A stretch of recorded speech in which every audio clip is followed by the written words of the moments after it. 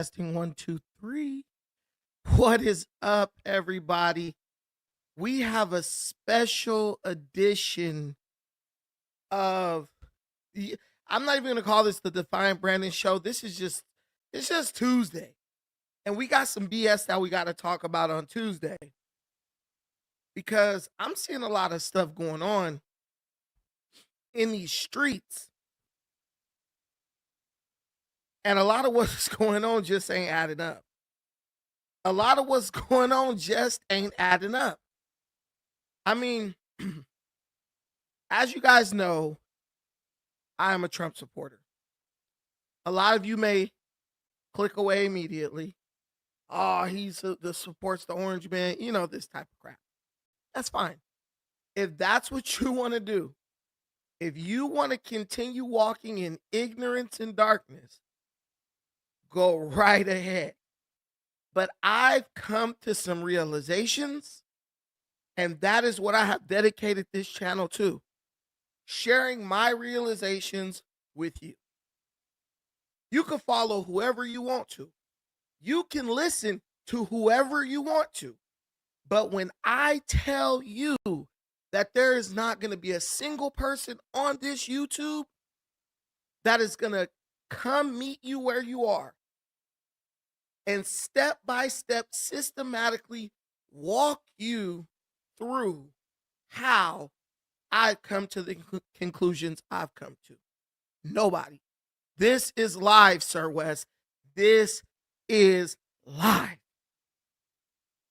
I have to ask each and every one of you a question right now today.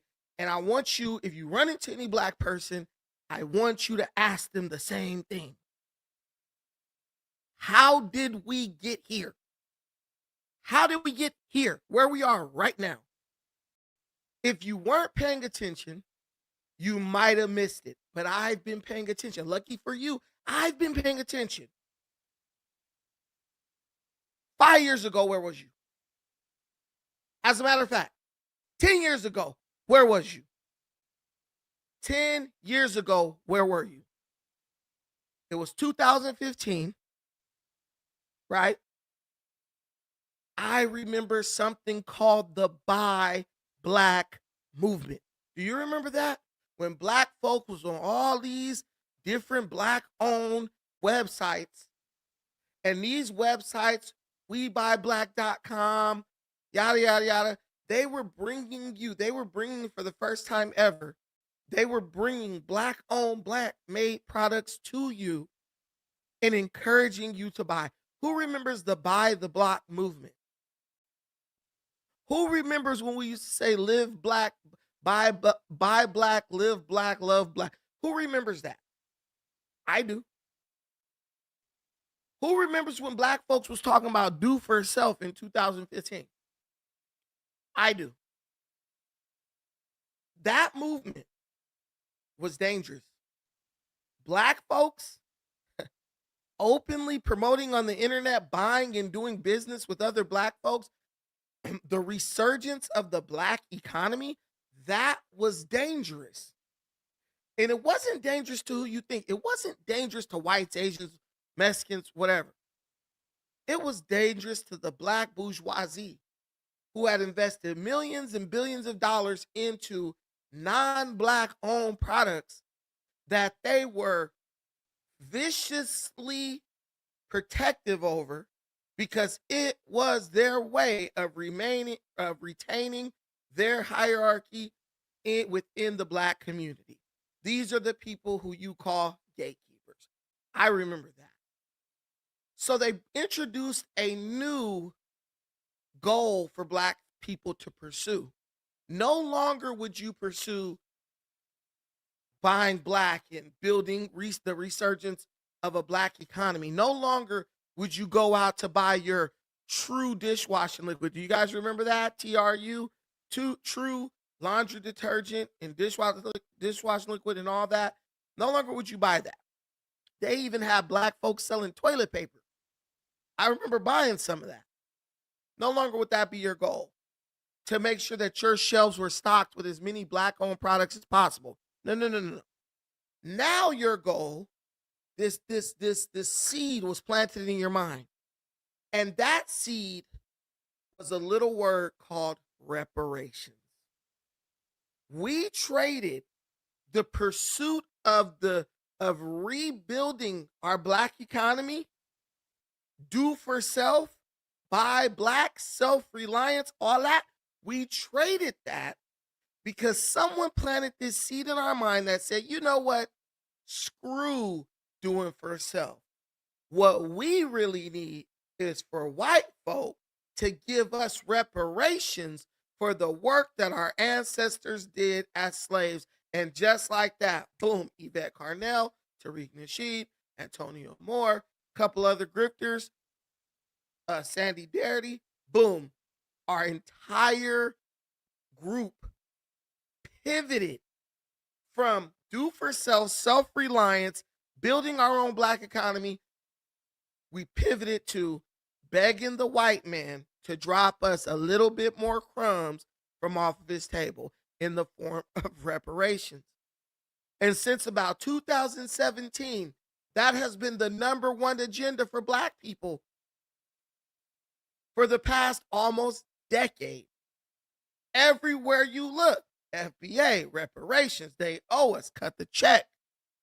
We don't want to hear nothing. Don't tell us about self-reliance. Don't tell us about doing for self.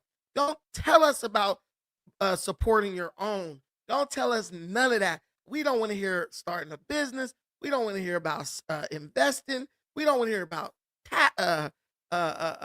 stocks and bonds. We don't want to hear about Bitcoin. We don't want to hear about nothing. Cut the check. We want our money. Our ancestors work for free, and you need to pay a straight drop. That's where we are. But do you realize how stupid we look in 2026? Because for the past year, hell, for the past year almost, I haven't heard a single Negro talking about reparations. As a matter of fact, the reparations movement has been totally replaced with black people. Instead of pursuing reparations or self-reliance, we have now been called up as soldiers in the Democrat Army to defend illegal immigrants. Every single black person who you saw posting about reparations and cut the check and we need our money and we don't care about this and that and the third, those people are now working in service of the Democrat Party, bashing Donald Trump in the name of allowing illegal immigrants to stay in this country and making sure that they get more benefits than us. Do you know that on the south side of Chicago right now, illegal immigrants are getting free rent? Their rent is being paid by the city. Do you know they're getting up to $12,000 in food stamps from the state of Illinois? Did you know that they get free internet? Do you get any of that? But everywhere you look, I see a black person running their damn mouth about how Donald Trump is a dictator and he's Hitler and he's evil because he's bringing the National Guard in and ICE to get these people out the country. And I have one question. What happened to reparations? I got a Negro, and he's a good friend of mine. His name is Ben Kipperon. I watched him. He's on YouTube. Go check him out. I don't know the name of the YouTube channel, but I will get it and I'll give it to you. This guy was dressed in entire Egyptian garb. I kid you not. Egyptian garb. And I was like, yo, this is going to be good. And he starts going off about how Donald Trump is a dictator and he's marching armies into the cities and yada, yada, yada. This guy is like a pro-black general. And all I hear this guy talking about is how Donald Trump is abusing the illegal criminal aliens who have come into this country. I'm like, bro, I thought you was pro-black. What in the hell does this have to do with reparations? How does black people going out to protest and defend illegal, these are criminals, by the way, how on earth does that help us with our goal of getting reparations? Let's be honest. Let's tell some truth today. We've totally abandoned the cause of reparations because our Democrat overlords have given us a new bone to chew on, something else to distract us from our needs. And hasn't that been the case all this time? Isn't this directly from the Democrat playbook? See, remember when you was marching for civil rights for black folks? Democrats cleverly tricked you. They said it's not just about y'all. Y'all need to go march for the LGBTQ, LBGTQ. Y'all need to go march for the migrant farm workers. Y'all need to go march for the Native Americans. Y'all need, just make a list, the brown berets and everything else. And somewhere along the line, we forgot to do for ourselves in service of everybody else. What I'm telling you today is the reparations movement is absolutely dead, and it has been totally replaced in the minds of black folks with protecting criminal, illegal, alien trespassers who have invaded this country. Tell me I'm lying. Don't get me started, sticks and stones, because on the other hand, like my brother said, and also justice for Palestine. Black folks ain't even talking about anything that's good for us. Everything that we utter out of our mouth that comes across our sweet lips is in service to every group but ours. Arguing and on TV fighting over a bunch of shit that ain't got nothing to do with us. As a matter of fact, as the president of the United States does things that benefit us, we condemn and criticize him for doing things that directly help us, right? In defense of a bunch of criminals and illegal aliens that don't give a, and Palestinians who don't give a rat's ass about us. Nah. Don't make my neighborhood safer. You Hitler, I don't like you. You need to get the National Guard out of my neighborhood. But what you need to do is help a terrorist group over in Palestine retain control and dominance over a captive population. And what you need to do is continue to allow millions of illegal immigrants into this country and give them the resources that you have told us for years you did not have available for us. Guys, a dog got more sense than black people have collectively. A damn dog, at least, listen, bro, if a dog is eating out of his bowl, right? And another dog roll up on the side of him and try to stick his nose in his bowl, what is he gonna do? He gonna snap at that dog, get away from my food, this is mine. I don't know if that over there is yours, but I know this is mine. A dog got that much sense. A damn canine got that much sense. A lower life form, damn near at the bottom, has that much sense. Remember when your mama said, boy, you ain't got the sense a dog got? That's black people collectively. Because when other groups come over to our bowl and we know we hungry and we eating, we don't even snap at them. We let the Democrat Party whistle and we go running. And when we go running, them other dogs just eat up all our food. Then we come back and say, hey, what happened to my food? Hey, you just gonna have to wait till tomorrow. And tomorrow, the same thing gonna happen again.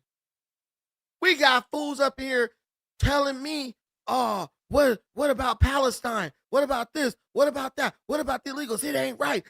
I'm like, but what does that have to do with you? You ain't got a pot to piss in, but sitting up calling yourself advocating for somebody else. How you gonna advocate when you ain't got nothing? You ain't even got sense enough to protect your own damn bowl. But you think you're gonna advocate for somebody else, and all they're gonna do is what they've been doing for years: come in, take their share of what you got, and leave you the scraps. Right? You out in the street acting a damn fool for a bunch of stuff that don't even got nothing to do with you. Meanwhile, Gavin Newsom is killing any hopes of reparations. I used to say, you know what, reparations, right? Ooh, this is bad. I used to say, I'm not going to tell you what I'm looking at. I used to say reparations, there was no chance that black folks was going to get reparations, right? And the reason I used to say that is not because I didn't think that some white person wouldn't give it to you, right? I used to say you wasn't never going to get reparations because I knew you didn't have the mental fortitude to actually fight for reparations and stick to it and see it through to the point where you were actually getting a check cut. I knew these Democrats would figure out a way to get you off your square and have you out here fighting for other groups while they slowly killed reparations in the background. And that is exactly what they did. The one state where there was at least seemingly a chance of reparations happening has now totally killed any hope of reparations by creating a bureaucracy. You know what that is? A bunch of red tape that will keep reparations away from you. Let me show you something, y'all. Let me show you something. We gonna go back in time. That is the beauty of the damn internet. I'm gonna take you on a trip back in the time. 1 year ago. 1 year. This was black folks 1 year ago. And tell me why this don't look nothing like black folks today. Tonight, the leader of California's Reparations Task Force is speaking out after state lawmakers blocked 2 reparations-related proposals. The California Legislative Black Caucus decided to withhold those bills from moving forward. That led to a big protest at the Capitol over the weekend. As you see here, that's what the video is that you're watching right now. KCRA 3 Capitol correspondent Ashley Zavala spoke with the reparations leader. Yeah, so Ashley, what does she have to say about how this whole session ended over the weekend? Golston and Lisa, Camila Moore was the chairwoman of California's historic Reparations Task Force. That group wrapped up its work last year after spending years studying the effects of slavery, racial discrimination, and its impact on black Californians. She says she felt betrayed by the Black Caucus after it decided to block 2 bills she says were fundamental for reparations. Emotions still high after this scene at the state capitol over the weekend. It's black people stopping their own people from getting their reparations. Reparations supporters frustrated by the Legislative Black Caucus's last-minute decision to block votes in the Assembly on proposals that would establish a state agency and state fund for reparations. The Black Caucus divided, with some saying they were afraid of the governor's veto, while the caucus leader, Assemblymember Lori Wilson, claimed the bills did not have the votes. I think what happened on Saturday was unconscionable. Camila Moore led California's Reparations Task Force that helped come up with these recommendations. She did not expect this. What we saw was a complete betrayal by the California Legislative Black Caucus against their own constituents. They chose to prioritize their ego and their own self-interest over the people that they claim to serve. It seemed like Democratic legislative leaders were hands-off about this. Do you think they should have stepped in? I do think that the Assembly leadership, namely the Assembly Speaker, Robert Rivas, should have, intervened. In effect, he sided with the Black Caucus. How do you, the advocates, the supporters, how do you all move forward here? What are the next steps? The next step for us is to keep pushing to hold the California Legislative Black Caucus accountable. Yes on 6! Yes on 6! We tried to get a response from caucus leader Assemblymember Lori Wilson at a different... That was us a year ago. We was fighting mad about reparations. We at the California Capitol a year ago. This us now. This after they say 4 U.S. Forest Park officials held a news conference tonight demanding answers and accountability. This after they say 4 U.S. citizens were wrongfully detained and assaulted by ICE last week, part of Operation Midway Blitz. The encounter was at Concordia Cemetery. The Department of Homeland Security says agents were attempting to arrest 2 undocumented immigrants when the pair crossed into the Des Plaines River trying to escape. Forest Park Mayor Rory Hoskins says ICE broke the gate to get into the private property and arrested 4 employees in the process. Hoskins says the 4 employees were U.S. citizens and the agents used unnecessary physical force, including the use of pepper balls, before detaining them for several hours. Their constitutional rights have been violated. Forest Park is one of many communities right now dealing with ICE and customs officials who are treating members of the community as if they are less than. DHS tells us those 4 employees were trying to impede the arrest of the 2 undocumented immigrants. Both of those undocumented men were eventually arrested. As for the 4 employees, they were released without any charges. Now, let me ask you, what race were those 4 employees? That's my question. What race were the 4 employees? Do any of you know? Do any of you know what race they were? Because I see a black face up there talking about their rights was violated. Their rights was violated. Do you notice that they never showed you the color of those people? Were they black? They weren't black. They were not black. They were not black. Because if they were black, their face would have been all over the news. Understand? You have to understand me on this. They weren't black.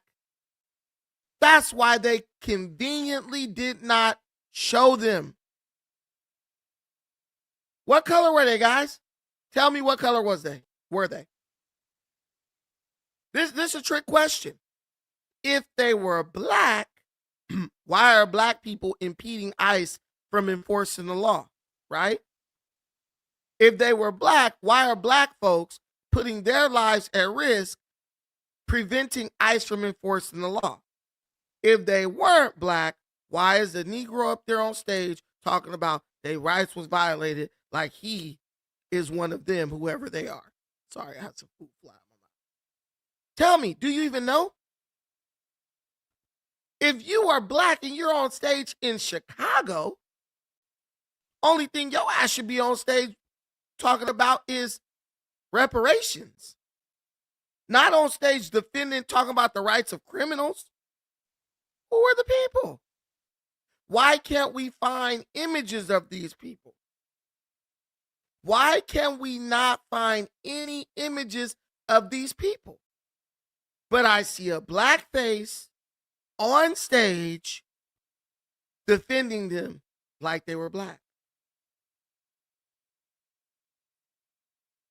I'm asking you a very simple question. If they were black, where are their faces? That's my question. If they were black, where are their faces?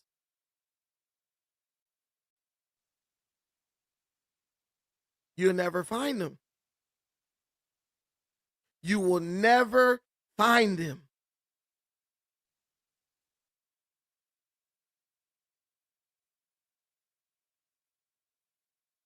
They won't even tell you their names. I've looked. They won't even tell you their names. But they'll throw a black face out there so that they can trick you into believing that they were black. You so far gone. That's why they have that old saying. If you don't stand for nothing, you'll fall for everything. If you don't stand for nothing, you'll fall for everything. Because if you were minding your business, focusing on what you're talking about, which is reparations, they would never be able to get you with the jukes and have you out here mad as hell over somebody else's problem. You notice whenever they get these people, they say, oh, they're U.S. citizens. They don't say, oh, ICE detained 4 black people. Because they know if they said black folks, you would be going off. right? You'd be like, damn, ICE fucking with black people. Let's go see what's up. That's the only time you should be going off. But why are they saying for U.S. citizens? Because we know that you're so ignorant that if we put a black person up to announce it and the black person says for U.S. citizens, because a black person announced it, you are going to assume that the people who were arrested were black. That's why they put that black dude up there. That's why they put that black dude up there. Because they are using clever wording to get you to jump and jump to the front of the fight for these illegal criminal aliens to remain in America illegally. They won't even tell you the race. Because they know as soon as they say, oh, for Hispanics, you ain't gonna care no more. Oh, we were in a black community. We were in a black community, right? And children were put in zip ties. You never even said what's the race of the children. You assume that because they were in a black community that the children who were put in zip ties are black, even though the children were the children of vicious, violent Trinidad gang members or Hispanic people who were being exploited and abused by them who lived in that building.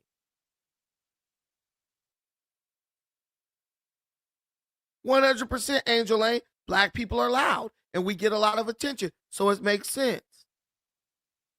But when are black folks gonna stop falling for the okie doke? The same dumbass tricks over and over. Because they done got you totally off of reparations. They got you out here mad over a group of people who wouldn't even piss on you if you was on fire.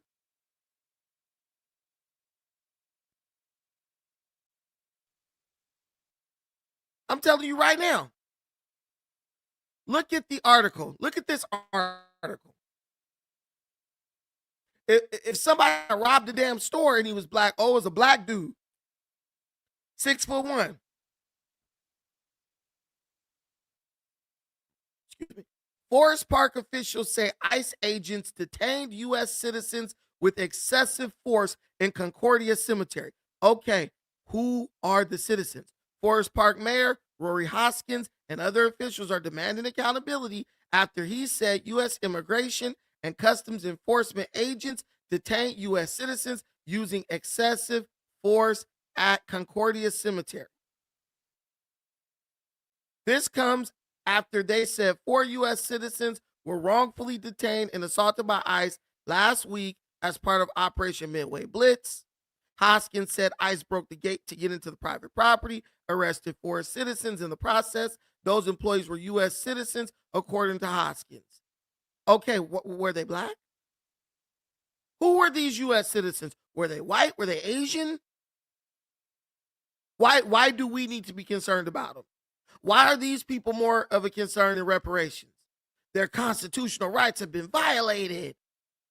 And do you know what I saw after this took place? Black folks all over Twitter, all over the internet. Yeah, hey, arresting U.S. citizens. You're not even talking about reparations anymore. Now you're talking about U.S. citizens. Is that who you want to get reparations? All U.S. citizens? No.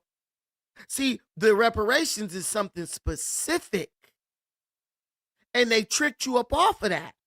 Because now you out here wasting everybody's time, wasting your breath, talking about, oh, we don't like ICE because they hurt U.S. citizens. But what you were fighting for a year ago didn't have nothing to do with all U.S. citizens. It was specifically for you. And that's the game that they play. They trick you out of fighting for things specifically for you. And then they get you to go fight for all these other groups of people who got a bunch of stuff, getting more stuff while you get nothing. Oh, they zip tie children. Okay. And who are these children? Are they black? Is they black?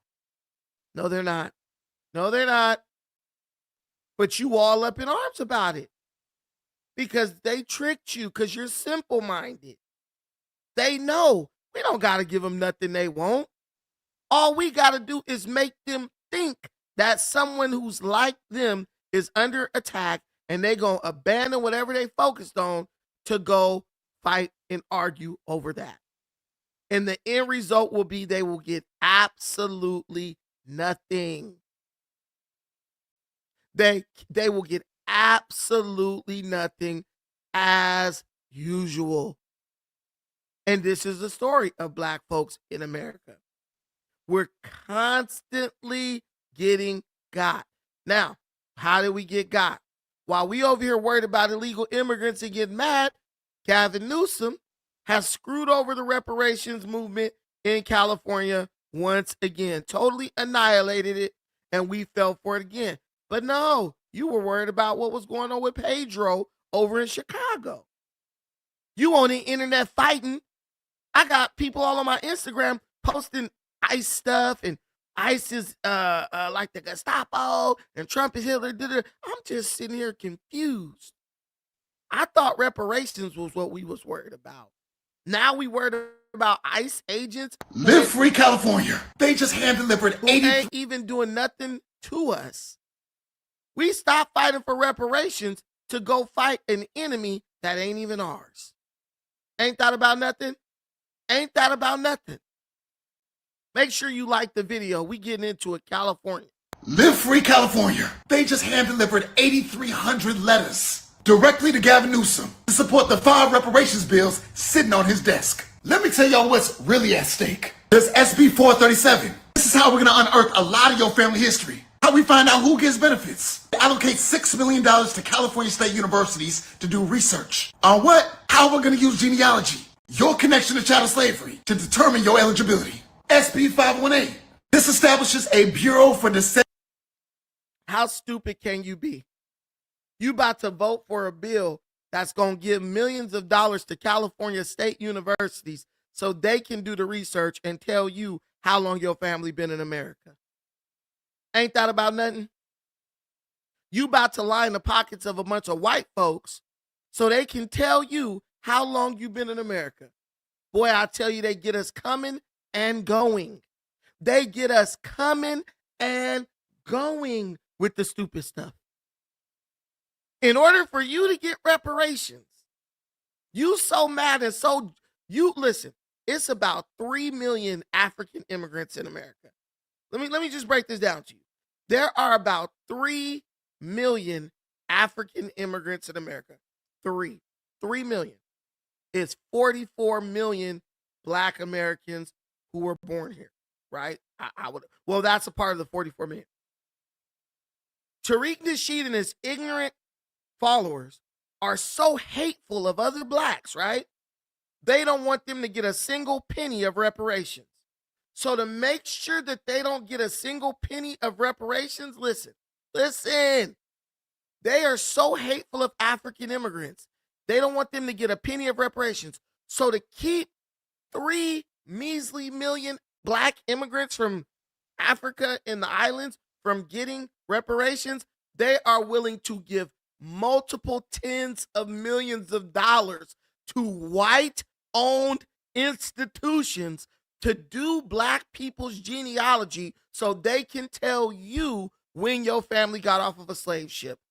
This is the dumbest thing ever. I would rather share my money with Black immigrants than give a penny to a white university so that they can do the research about my genealogy so they could tell me when my family members got off a damn slave ship. You gotta be stupid to fall for that. You gotta be stupid. Boss, massa. Ain't the 10 million you about to get at UCLA, can't that just come straight to us and we divide it up? We not gonna get the money directly to us and we just split it and handle our business. We're gonna give millions to universities, create entire departments. They're gonna hire new people, give them benefits. Also, we don't accidentally let an African immigrant get a piece of the reparations we ain't never gonna get. Come on, y'all. Come on. Our powers of telekinesis must be activated. You gotta be out of your mind. We ain't gonna get the money just sent to us, cut the check. We about to pay some white universities to do our genealogy so they could tell us when we got off the slave ship, just so we ain't got to share a penny with an African immigrant. 3 million, that's such a small, 3 million, that's it. This is so stupid. Descendants of American slavery that investigates property dispossession claims. Remember when they built that train or that freeway through your neighborhood? There wasn't supposed to be a west side or an east side. We were all supposed to be working together. But they took our homes and our businesses, all in the name of making it easier for white suburbia to get to the city. Then there's AB 57. We already have a program in California that provides loans for affordable housing. This bill merely says set aside 10% of those funds, specifically for descendants of American slavery. Are we building up our own neighborhoods? AB 7. Public and private universities would have the option, just consider it, to provide preferential admissions to descendants of American slavery. We done built this whole country already. People like this guy are just ignorant. Black people ain't building a damn thing in California. I'm telling you right now, black people are not building a damn thing in California. There are some black business owners doing something, but there are no exclusively or predominantly black neighborhoods in California anymore. The last one I was in it today. I drove through Windsor Hills View Park. It is white folks and Hispanics all up in there. And I'm not mad at that. I'm not like a racist. I don't really care. But this idea that black folks is going to get reparation and create all these black utopias all over America is just bullcrap. Black folks don't even want to live around other black folks because they don't want to get robbed. Stop it. Stop it. This is dumb. But I'll keep entertaining it for the sake of this video. Can we at least get a good education? AB 62. This is one really trying to get at the root of the problem. We know that racism has always played a big role in us losing our land. So this bill lays the groundwork for us to make claims about those experiences. And what? Get our land returned to us. This is the beginning of pushing for reparations. Boy. So once again, we got to talk about this guy is a grifter. The guy who was just talking is an absolute grifter. Do you guys remember the people over here in Manhattan Beach, Bruce Beach, that family where the land was taken away from them because they was black, and that was the area that became Manhattan Beach? Well, California awarded the family back, quote unquote, ownership of the land, but they forced them to sell it back to the city of Los Angeles. They're not giving you back anything. Bro, you go to Manhattan Beach right now to go rent a 1-bedroom apartment right there, over there, about $5,000 to $6,000. Do the math. That's billions of dollars worth of real estate. You know how much they gave the Bruce Beach family for that land? $20 million. They said, we're going to pretend to give the land back to you, but we're going to force you to sell it back to us for pennies on the dollar. $20 million. You know this California, so half of that going to taxes. Then some of that is going to the lawyers who helped you, about $5 million. That family is lucky if they kept $3 million. But this is what they do. John Gabbana, I do read the chat. Put in a super chat if you want me to respond to it. Anyway, listen. This is what they do. So why are these grifters on TikTok still talking about this is what we have to do to get our land back? So basically, this is what they're saying. We got to pay all these white folk.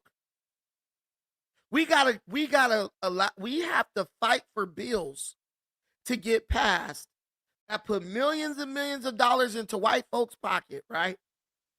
And Hispanic folk, because it's California, so that we can get a couple of $1 million in reparations. Slavery was never legal in California. So there wasn't a single slave that was in California. But yet California is going to allow you to think that you're going to get reparations, and they might even pass a few of those bills just so they can line the pockets of the gatekeepers, the black gatekeepers, whose job it is to keep you away from reparations. Remember the reparations task force? Bro, who was it? You don't know a single person that was on that task force. They didn't put Bonquisha and Shanae on there. They put a bunch of black folks who you never heard of, who are a part of the black bourgeoisie, right? So that they can make sure that they put every hurdle in front of you to keep you from ever getting close to reparations. Let's keep going.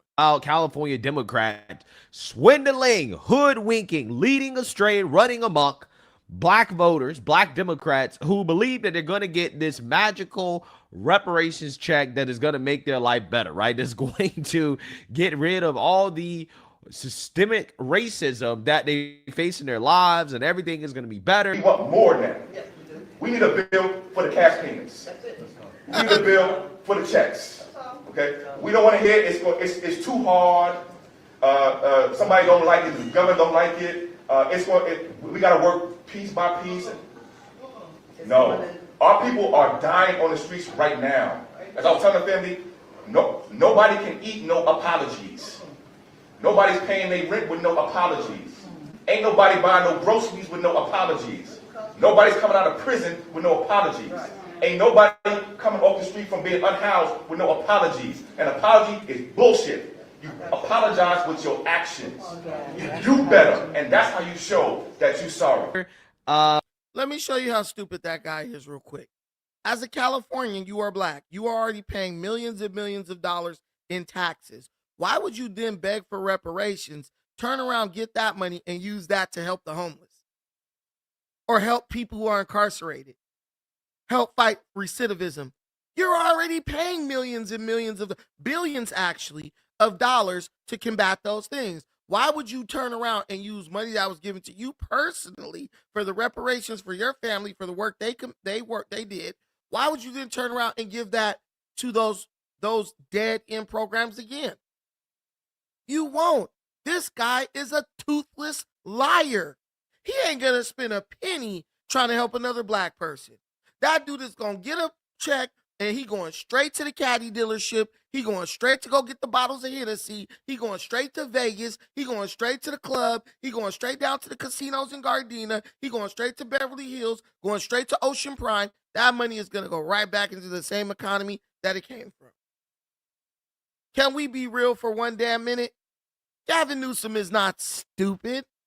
He already has your vote. He's a politician. He already has your vote. When Larry Elder attempted to run for governor of California against Gavin Newsom, Negroes came out in droves to support Gavin Newsom remaining in power as governor of California. Why on earth would he give you anything when he's already gotten everything that you have to offer him? Why buy the cow when you're getting the milk for free? Why buy the cow when you get the milk for free? We not thinking this through. And if you look at the headline behind me, Newsom authorizes reparations eligibility study, but vetoes other racial justice bills, right? So he'll create the departments in the colleges, right, that will study your eligibility for reparations. You know why? Because that creates a lot of jobs that can be funded by the state, right? Pensions and paychecks and medical, it creates some jobs, right? He'll do it.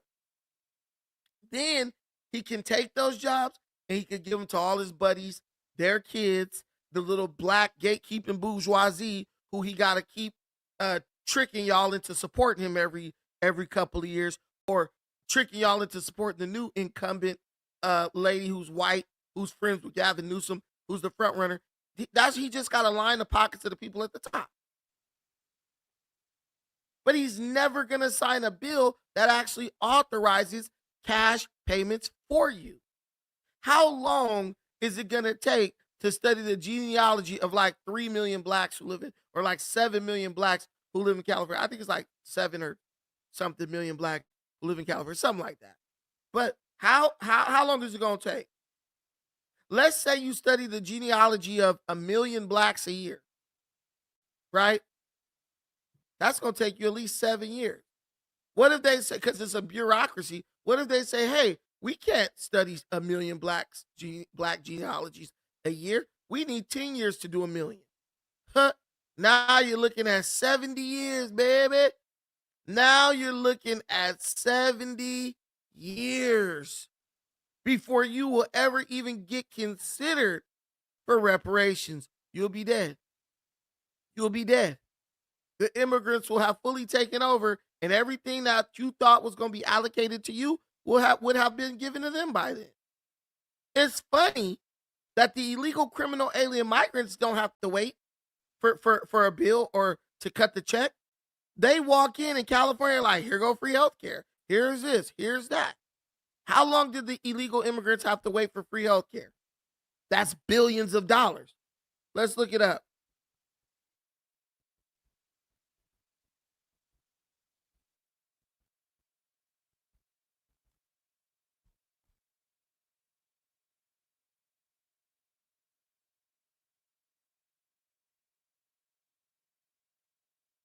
Let's go right here. Let me show you this. This is billions of dollars, y'all. While not completely free, California's Medi-Cal program provides extensive taxpayer-funded health coverage to low-income residents, including adults who are not legally present in the U.S. The program has seen significant cost increases, which led to the state making some changes to limit enrollment and add premiums for certain undocumented adults. Let's look at the cost.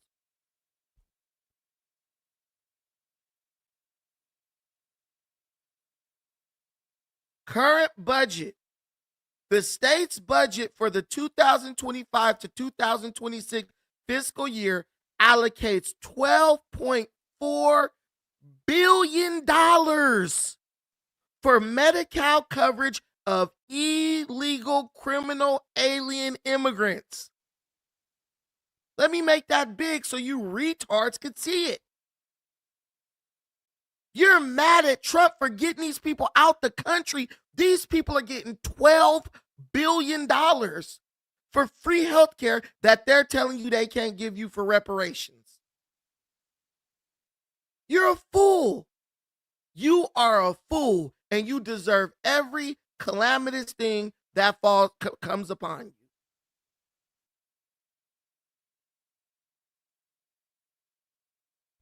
$12.4 billion is allocated to the California budget to Medi-Cal to cover undocumented illegal aliens. That's reparations right there. A fraction, $3 billion of that would cover reparations for Californians who are black. They're not going to give it to you. As a matter of fact, they got your money, bitch, and they not going to give it to you. That's what they saying. We got your money, and we're not going to give it to you. As a matter of fact, it's like this. It's like you go home, right? And your wife refused to cook you dinner. She say, not only am I not going to cook you dinner, I'm going to cook dinner for the neighbor's husband next door, and I'm not going to make you shit. He don't even live in your house, and he's getting more of your food cooked on your stove than you could get. Bruh, look, somebody's asking, how many people were undocumented? Doesn't matter how many were undocumented. $12.4 billion is given just for undocumented people. So they're not even citizens of this country, and now their needs are considered in your budget. You know the $12.4 billion come from taxpayers, right? That come from California taxpayers. So right now, you're struggling to pay your rent. You're struggling to pay your car note. You probably are struggling to pay for health insurance for yourself. But you have money to pay for illegal aliens who could go right back to their country. You're getting taxed to pay for them to have free health care that you don't even get. If I'm lying, I'm flying. And if I'm lying, I'm flying. Come on now. Come on now. I can't be the only one who sees the ridiculousness of this. It's way more than 20 million illegals in the U.S. It's way more than 20 million illegals in the U.S. That's just what Biden let in. What about all the illegals who were here before that? I'm just telling you straight up. You're paying $12.4 billion to give free medical coverage to illegal immigrants in California. This is just this one state. While these people are telling you that they don't got a penny for you to get in reparations. Tariq Nasheed should be tarred and feathered for calling himself the leader of the reparations movement in California.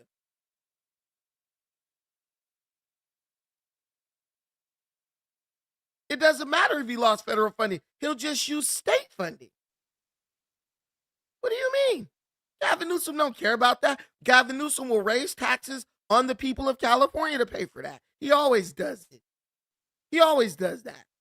California, the fourth largest economy in the world. There's plenty of money for him to take from the poor serfs, the damn villagers who live in California. Where did it come from? Let's go here, because you brought up a question. Let's do this right here. Fund source. The vast majority, $11.1 billion, is funded by the state's general fund, with the remainder coming from federal funds to cover specific services like emergency care. So only $1 billion came from the government. $11 billion came from the state. Now look what it says. The cost has exceeded the initial state estimates by billions of dollars, largely due to higher than expected enrollment and prescription drug costs. California has a free healthcare system for illegal immigrants, and American citizens don't even get free healthcare.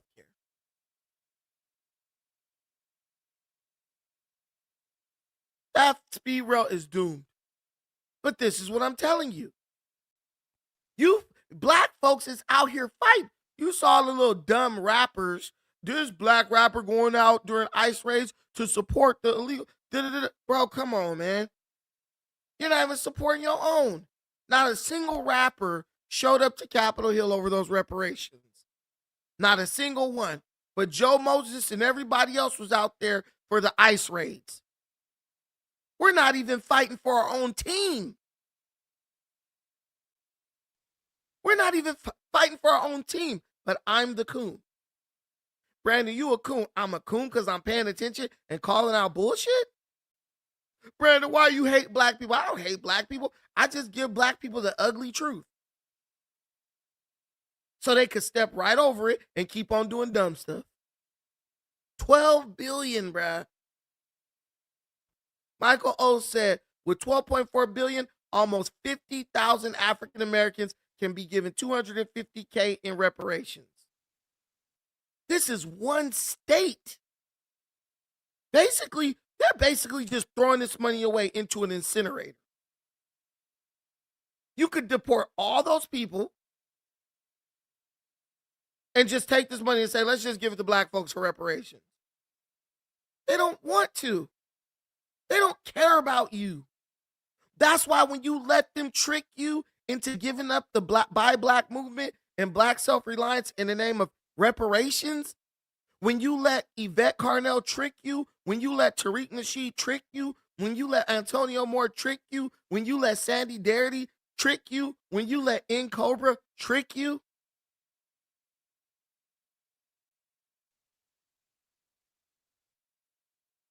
you just look like an idiot. And we tried to tell you. I tried to tell you. And you viciously turned on me because you did not want to hear the truth. Now look at you. You so dumb, they done got you to give up the reparations fight now. And now you out in the streets of Portland and Chicago fighting for a bunch of illegal immigrants who get more of your money than you could get back from the government.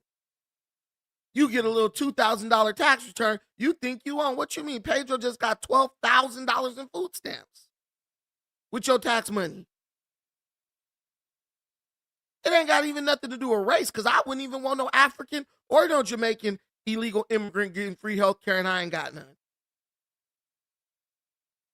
No one who's not a citizen of California, of America, should be getting free health care when Americans don't even get free health care. You got all types of men of all races, all of America, over America, who are citizens who can't even go to the doctor.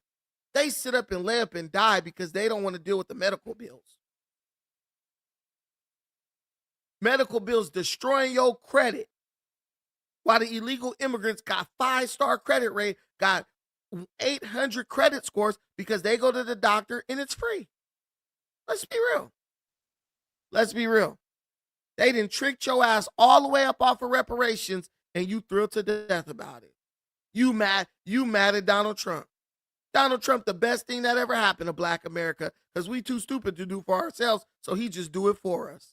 The end of the session, and one state senator is now saying Governor Newsom should call another special session on this issue specifically. Indeed, and KCRA 3 Capitol correspondent Ashley Zavala joins us now to explain. Ashley? Lisa and Ty, lawmakers are already coming back to Sacramento for a special legislative session on gas prices and oil supply. So State Senator Stephen Bradford says while they're at it, they should also spend time on the reparations proposals that were blocked last month.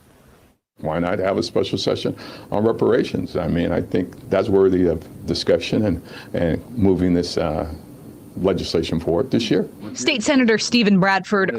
Now, let me tell you what a piece of shit this dude is. So Stephen Bradford is the person who authored the California reparations bill, right?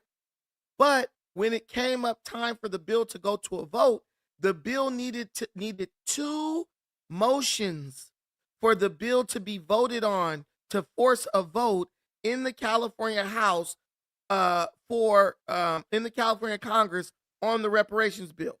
Bill Asaley, who is a white Republican, saw Black people crying on the steps and in the hallway of the Capitol. A white Republican said, "What is going on with y'all? Why are y'all up here in tears?" They said a Black man wrote this bill who is in the California legislature. He refuses to even motion to have the bill voted on, right? So you need 2 motions, right? You need 1 motion, then a secondary motion. So Bill Asaley said, look, man, I'm just going to show you. Pay attention.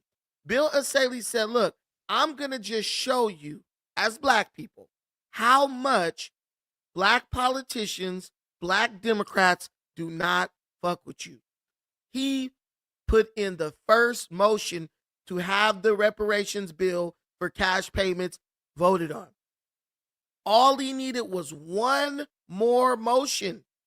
All these Black Democrats sitting up in the California legislature.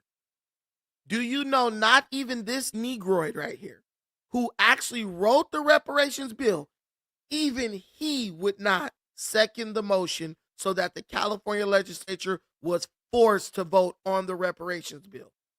Let that sink in. He wrote the bill, but wouldn't even motion to have the bill voted on. And a white Republican did the first motion to get it voted on. He just needed 1 more person to say, I motion to have this bill voted on to vote on it. Because they know that if they voted on it and they approved it, Gavin Newsom would have vetoed the bill immediately. Black folks would have finally saw the light that these Democrats in California are not messing with them and ain't going to give them nothing. Right? And they would have just said, we're not voting for him no more. But I bet you I could tell you what Stephen Bradford did vote for. I bet you he voted on the bill to give illegal immigrants $12.4 billion worth of free health care. And I bet you I bet you these Negroes were falling all over themselves to second the motion and third the motion to get that voted on. They just don't mess with you. But I'm the coon. I'm the coon for telling you to abandon the Democrat Party because I see it. It's the internet, y'all. Ain't nothing. The internet is undefeated. You can't hide nothing from the internet.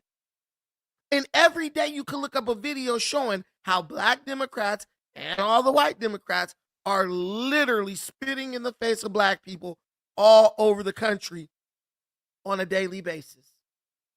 It took a Republican to motion for the reparations payout bill to be voted on, and no Black Democrat, Black or white, would support him. But they all voted in favor of $12.4 billion for illegal criminal alien migrants. You gotta let that sink in. This is why they don't want your boy on No Jumper, because they try to argue with me and I will fry them because I know what my people are dealing with.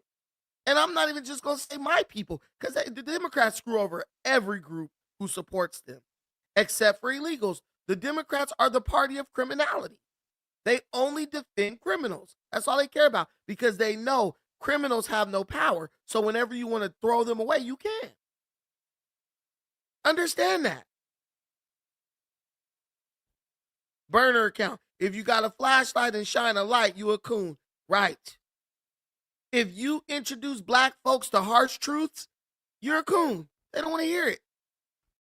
Floating the idea of a special legislative session on reparations. This following the fallout over his two bills that would have created a state agency to oversee reparations efforts and a state reparations fund. Yeah. So speaking of those proposals, right? So as you guys saw there, what he rejected were proposals that actually would put some money behind reparations, right? In regards to actually giving out reparations. So anything that actually comes close to giving out money, right, or resources or anything, he rejected it initially, right? And then you had a couple bills that were left, which were an apology that effectively does nothing.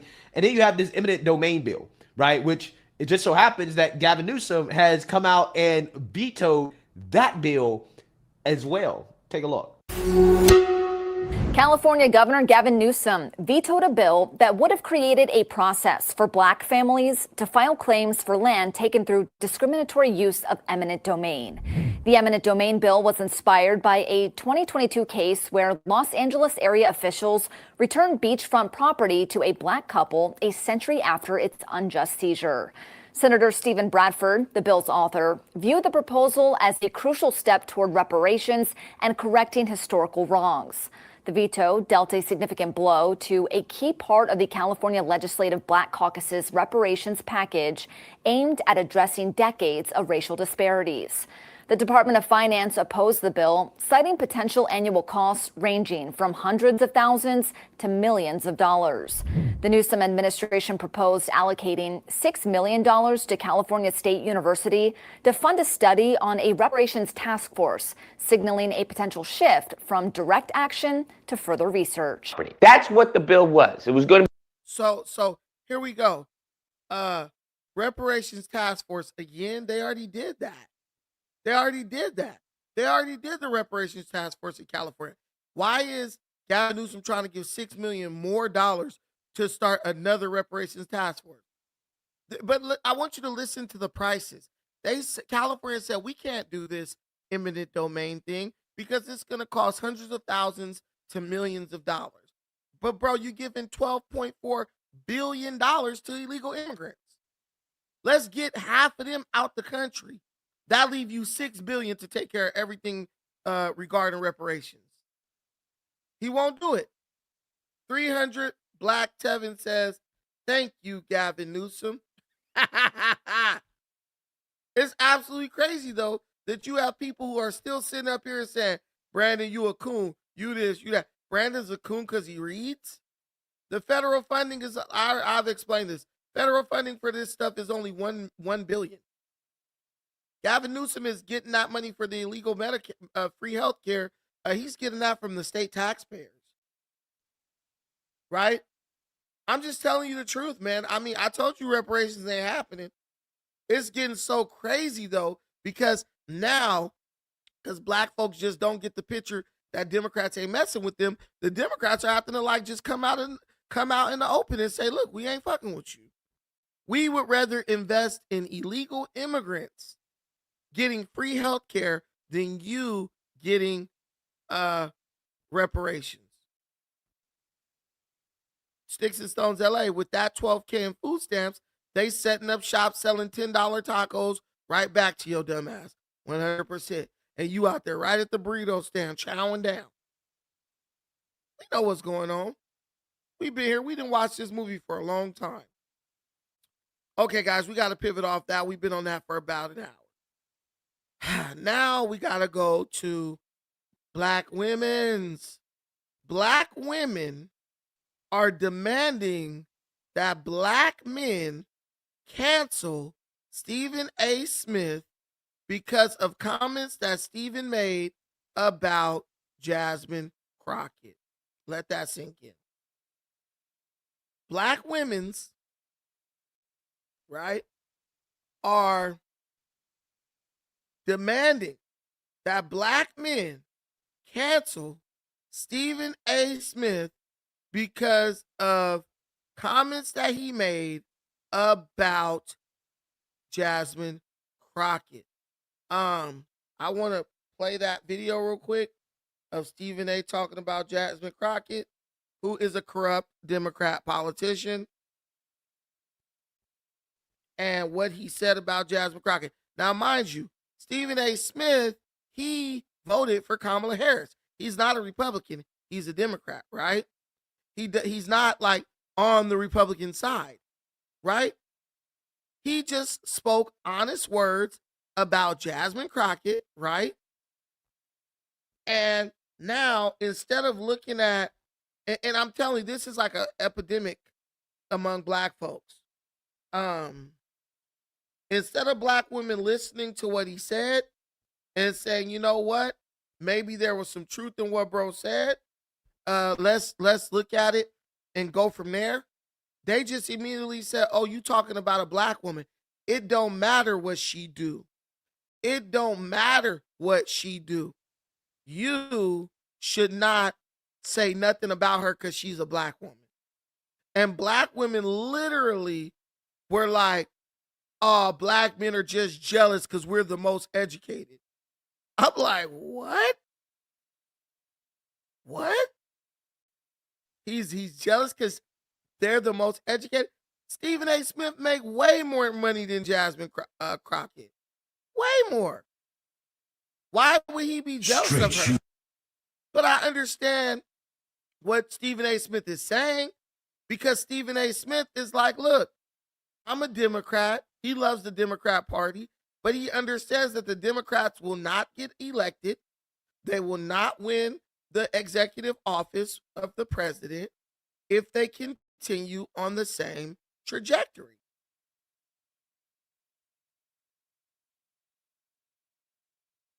He understands that if they keep going on the path that they're going on, it's really going to, it's going to hurt them. They're not going to be able to win any elections. So why wouldn't you? Like, if the people who vote for you can't criticize you and call out things that they see that are wrong with the way you're doing certain things, well, then who can? But the Democrat Party, female members are just like many black women in everyday life. You can't tell them nothing. If you have an opinion about them, keep it to your damn self. But the minute they do something and they're in trouble, now you got to come to their rescue. It's like when women drive cars. A lot of women drive cars and just drive them. They don't do no maintenance, nothing. You could tell them all day, hey, you need to go get your oil changed. You need to go get a tune-up. You need to go get your spark plugs replaced. Yada, yada, yada. Shut up, nigga. Don't tell me what to do. Soon as they broke down on the side of the road, you know who they calling? The nigga. They calling you. I need you to come help me. I was just talking to my sister. I said, stop driving your car all over the damn city, all over from here to 2-3 hours away to go visit some Pookie, right? Oh, don't tell me what to do. Then the car broke down. You know who she was calling? Hey, could you come over here? My bad. My car's saying this and it's shaking and it ain't working. But when I told you to stop running your car into the ground, we know you ain't doing no maintenance on it. You didn't want to listen to me.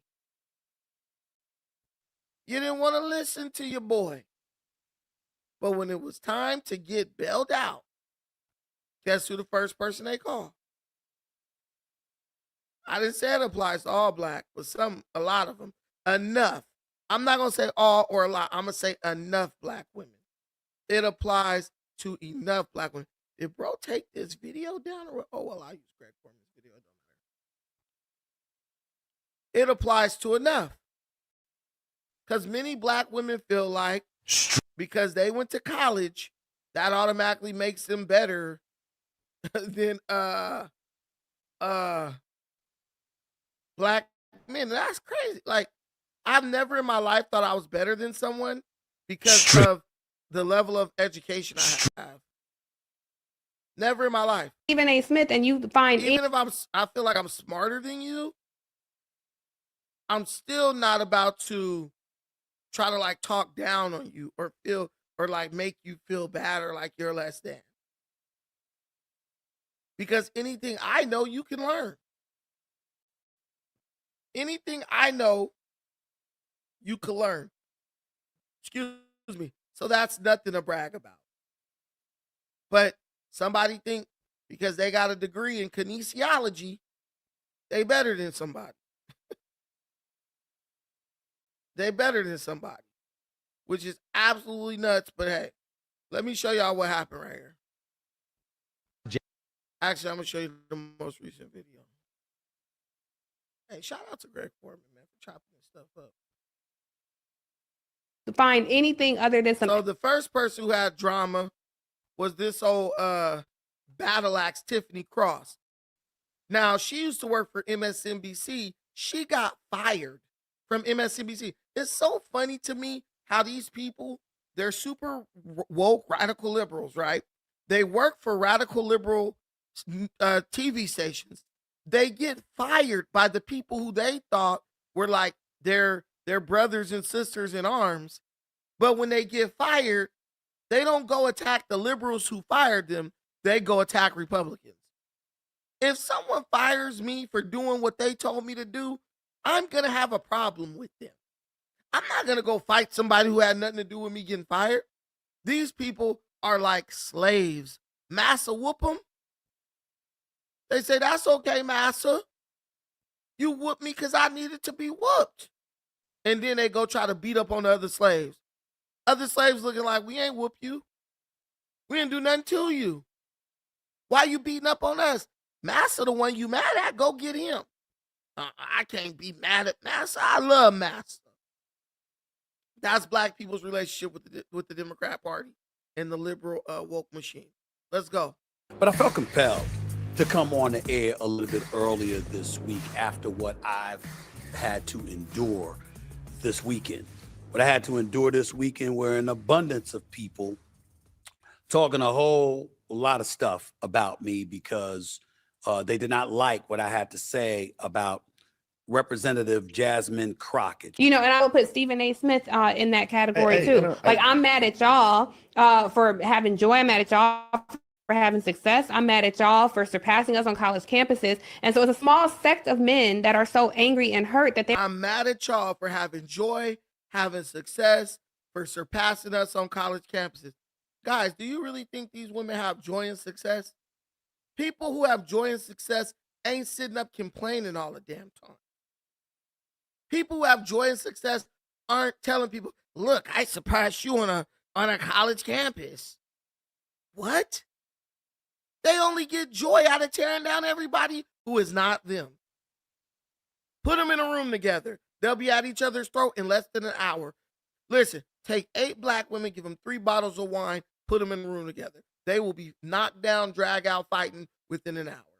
That's all they do on baddies and all this stuff, bad girl stuff and all this mess. How are people who have so much joy so violent, aggressive, and competitive with people who aren't even competing with them? Come on, guys.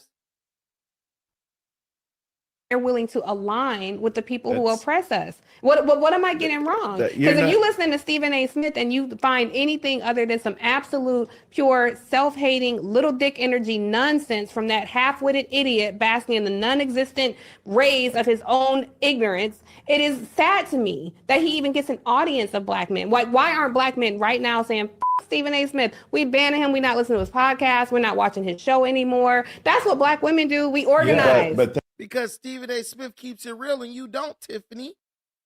She talking about this dude got little dick energy, all this mess. Imagine if he said that about her. Black women be up in arms. He hates black women. He's a misogynist. This idiot, this damn cuck just sits there and takes it, lets her go off. Lady, MSNBC fired you. They're the ones who knocked you out of a job. Why are you so mad at Stephen A. Smith for talking about Jasmine Crockett, someone who don't got nothing to do with you? This lady is wild. I do not like him. I peeped him early. I knew what he was about. Let me tell you something, family. Anytime I hear racist white people say they like you and you black, I already know you're a sellout. I already know you're shucking and jiving. I already know you're not for your people. I know that for a fact. Now, Tiffany Cross has an issue with Stephen A. Smith talking about Jasmine Crockett and her ghetto behavior. But notice who else has an issue with Stephen A. Smith. Willie D, who is the rapper formerly of the group Ghetto Boys, right?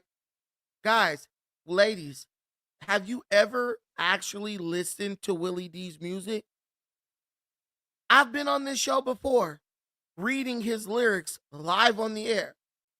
Be this, be that. I ain't giving this HOE nothing but some DICK, and I smack that HOE, and this B better have this. And do. This guy is the most vulgar rapper alive when it comes to women. But the women would rather team up with him, right? The women would rather team up with this buffoon against Stephen A. Smith because they just don't like the fact that Stephen A. Smith is an educated black man who is calling out an educated black woman for things she is doing that are not conducive to the victory of her party in future elections. That's it. That's it. Just so you can know who you're dealing with when you're listening to this guy, Willie D. Oh, I already know he's a sellout. And Jasmine Cross, he got a little D energy and he hate women and he jealous of this. But she's teamed up with Willie D to go at Stephen A. Smith. Let's go to Willie D to show you. These are the type of people who are criticizing Stephen A. Smith. Willie D, bald-headed hoes. Y'all. What the F is going on in this GD world? What are you, B, a boy or a girl? I can't tell because your ish on the sides are gone. You remind me of that monkey-looking B, Grace Jones. That's a black woman, by the way. Effed up is how you look to Willie D. I just gotta have a B that has more hair than me. Some try to cover up by weaving it through. You ain't fooling nobody. We know you're bald-headed too. Bald-headed hoes. What you do, what you CD, bald-headed hoes. There should be a crime against bald-headed hoes.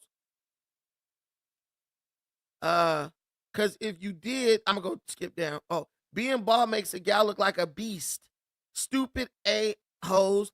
Ain't you heard of Grease? Cause if you did, you'd have some up there like your PUSSY. You gotta give it proper care. Every time I look around, I see a damn disgrace. MFer wig pieces all over the place. Come on, guys.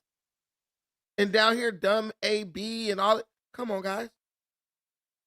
This is the guy who's out here trying to call out Stephen A. Smith for telling truths respectfully about Jasmine Crockett. Come on, y'all. You can't make this up. It's very easy. Boy. So we got to continue our coverage of the massive backlash that Stephen A. Smith is getting from the black bourgeoisie, the black liberals, okay, the tillers of the Democrat plantation, right? He is getting massive backlash from them over his comments criticizing Jasmine Crockett, the ghetto Democrat from Texas, okay? And because she happens to be a black woman, you can't criticize her. And Stephen A. being a prominent black media figure, him criticizing a black woman is a big deal. It has pissed off the black liberals to the point where they're now calling for mass boycotts of Stephen A., right? They want to cancel Stephen A. for simply criticizing Jasmine Crockett. Take a look. And add that one. Here we go. So this is what Tamika Mallory had to say. Black men, I have a question. I see a lot of great commentary from many of you on Stephen A. Smith's ignorant statements time and time again. This time, he disrespected a powerful black woman who's putting her life in danger fighting for us. At what point will you all lead the charge to turn him off? And over here, I did respond to Tamika's post. I don't rock with him at all. However, for many sports fans, it's hard to turn off someone like Stephen A. Smith because he's not just a commentator, he's a caricature. Networks know that polarizing personalities drive engagement. Whether you agree with him or not, he's giving people something to react to, and reaction equals ratings. Yeah, you heard that. Okay. Sports stays in the mix by association. But Willie D wrote this. All the liberal bourgeoisie likes this. Not a single one of them going to bring up the fact that Willie D has degraded women for decades. Not a single one of them are going to bring up the truth or any reality that Willie D has degraded women for decades. It's just pure hypocrisy. We just don't like you because you're speaking out against the people that we like. They come out here, they start repeating these talking points. Told them that they to Stephen A.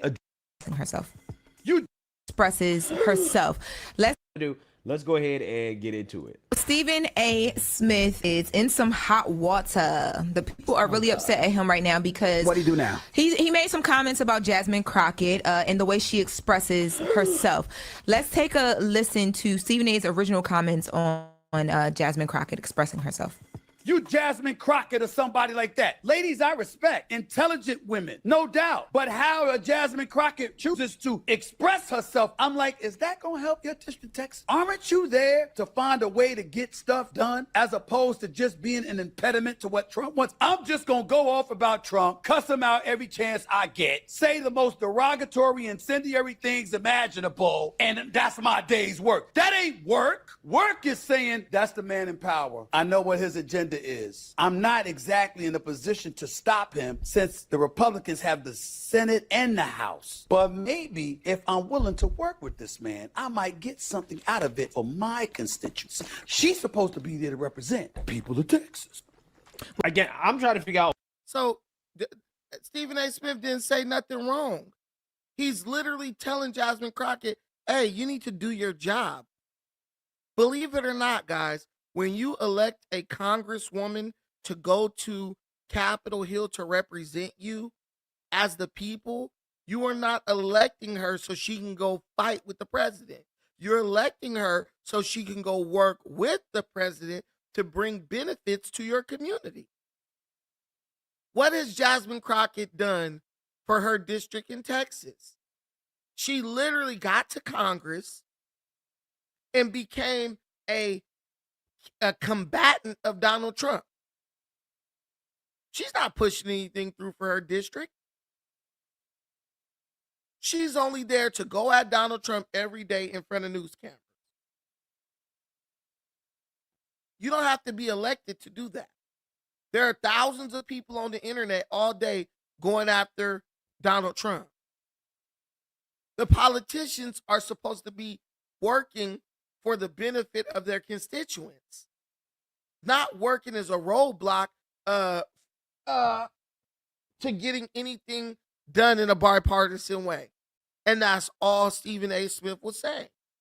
He's a Democrat voter. He's within his right to say that. But do you think anybody took the time to listen to what he actually had to say? Or did they all just react emotionally? He's talking bad about a black woman. Sellers. And Stephen A. Smith mentions this in his new response that we'll play. He has an issue with Bakari Sellers and something Bakari Sellers said about his original comments on a Native Land podcast. Let's take a listen to Bakari Sellers defending Jasmine Crockett. There is a through line between the Ice Cubes and the Jason Whitlocks and the Stephen A. Smiths. These individuals have been around since we have been on this freedom struggle. There have always been individuals out there which exhibit behaviors of charlatans who utilize, some people are in it for the change and some people are in it for the change, right? And I think that that's indicative. And they find the easiest path to the front of the line. And Stephen A. Smith is someone who doesn't have the depth to talk about House oversight or the appropriations process, right? And how you're able to bring resources back to your community or what. So Stephen A. Smith is too dumb as a multimillionaire who's one of the top viewed commentators in the world. The guy can understand football, basketball, the intricacies of football and basketball defense, offense, the intricacies of the front office, how contracts work, how what is it called? The salary cap works, collective bargaining work, all this stuff. But he can't understand basic governance. An 11th grader, a junior in high school could understand how Congress works. It really ain't that difficult. But Stephen A. Smith does not have the depth to understand that? What are you talking about? ESPN ain't paying Stephen A. Smith millions and millions of dollars because he's a dummy. And what does it matter if you understand what it means to get money allocated to your community when Jasmine Crockett ain't getting nothing allocated to her community? She is literally a politician in a hostile state. She's the minority in her state. She's the minority federally. She doesn't come in and say, look, man, I know we got a lot that we disagree on, but I'm trying to do some things for my constituents, many of whom who vote Republican. Let's see what we can get done to help them. They need this, that, and the third, right? She's not doing that. She's basically like, F you. I don't care if me saying F you hurts my constituents. I'm putting my personal feelings about Donald Trump over what's best for my constituents. That is not a servant of the people. The only person she's serving is herself and her ego. That is it. That is all. Couldn't care less about the people under her governance. And that's what Stephen A. Smith is saying. And here comes Bakari Sellers. It's always the same people. It's always the usual suspects. They have to come out, and no matter how right Stephen A. Smith is, they have to find some wrong in what he said. And Bakari Sellers is going to do exactly that on the Abby Phillips show. He actually is. And a lot of times he just ends up sounding dumb. There's clear public support to make healthcare affordable. 100%. And the failure of the Affordable Care Act, we can call it the ACA to avoid the A word that's in there, but the reality is the subsidies were put in. I call it Obamacare. I give it the real name that it deserves. The person who actually tried to fix our broken healthcare system. That's given millions of people access to quality care. That is given that family you were talking about earlier now $25,000. No, that's why we premiums. Let me ask you this question. Who repealed the subsidies? What bill? What subsidy? Are you talking about the current subsidies that are going to expire? Yes, for temporary subsidies. Who repealed them? Who did not extend them? Who did it? They just weren't made permanent. They just weren't made permanent. The Biden budget that, by the way, a bunch of Democrats supported. And you talk about Democrats coming back to the table in this case. Democrats don't need to come back to the table. They need to pass the budget they've passed 4 times in the past. Right? That is why the government is shutting down. Right? So they're using that. Right.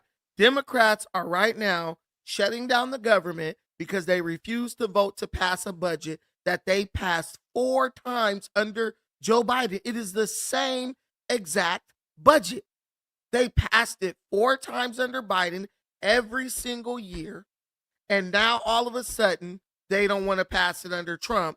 Oh, it's Trump's fault. On top of that, this guy, Bakari Sellers, I don't like this dude. He thinks he's so smart, but he's really not that smart. He reminds me a lot of Destiny, right? They all have this kind of like ignorance where they ask these questions that they already know the answer to. He says, who repealed the subsidies, right? So that means somebody get a $25,000 bill from Obamacare. Well, to make it look like Obamacare is a good idea, the government is going to subsidize that $25,000 that you're supposed to pay, right? That doesn't mean it's working. That means the government is forcing it to work, right? The guy on the other side, the white guy, says these were temporary subsidies, meaning those subsidies had an expiration date. No one has to repeal something with an expiration date. It's like say you got milk in the refrigerator, right? Right? And on the milk it has a expiration date. Hey, used by October 30th, right? And then it's October it's November 15th, and they look at the milk and say, "Hey, who spoiled the milk? Who expired the milk? Who spoiled the milk?" You will look at them like a fool. No one spoiled the milk. The milk spoiled because the milk, it clearly was labeled that if you didn't drink it by October 17th, it would be no good anymore.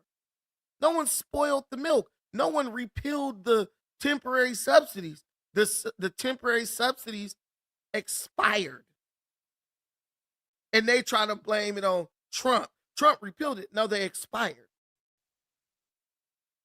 Trump had nothing to do with the subsidies. Trump was an enemy of Obamacare from the very beginning. He knew it wasn't going to work. And now that Obamacare is not working, like so many people, including myself, said, Obamacare is not going to work. Now they're trying to find someone to blame. But the reality is they thought Obamacare was going to be the precursor to universal health care or a single payer system. Look that up. That's all bad. But it didn't work because it never evolved into a single payer system the way they thought it would. And even Biden didn't fight to move towards a single payer system because he knew it was a losing battle. Leverage, right? So the Democrats shut down the government. They hope to use this to try to extend these subsidies, to try to expand other elements. Sure, fair, fine. But let's talk about this for what it is. Republicans voted against this budget under Biden, and I get why Democrats are now doing it under Trump, but don't call this a Trump shutdown. It's Schumer shutdown. Well, listen.